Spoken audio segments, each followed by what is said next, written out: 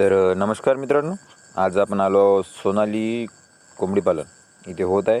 एक छोटासा सेटअप म्हणजे आपले जे मित्रच आहेत त्यांनी जे सुरू केलं आहे, तर तुम्हाला दाखवतो.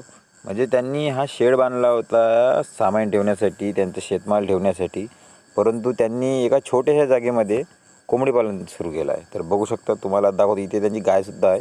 तर हे बघा, छोट्याशा रूममध्ये त्यांनी जे आहे ते कोंबडी पालन सुरू केलं आहे. इथे सोनाली बर्ड्स आहे. असं नाही की त्यांनी मोठं आणलं, त्यांनी छोटे पिल्ले आणले होते. 100 पिल्ले आणले. मी स्वतः त्याची वॅक्सिन केलेली आहे.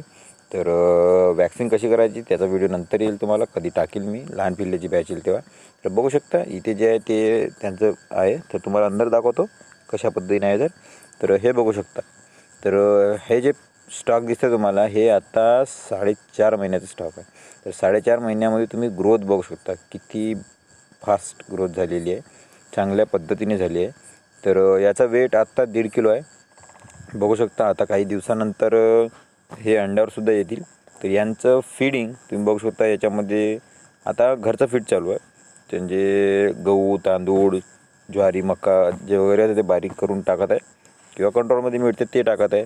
यांना बाजारातलं वेस्टसुद्धा टाकत आहे, की जसं की पालेभाज्या म्हणा, किंवा बाजार असते त्याच्यामध्ये उरलेलं टमाटर असते, तर ते दुसऱ्या दिवशी 2 दिवस यांना टाकत असते. म्हणून हे ग्रोथ तुम्ही बघू शकता किती चांगली झाली आहे.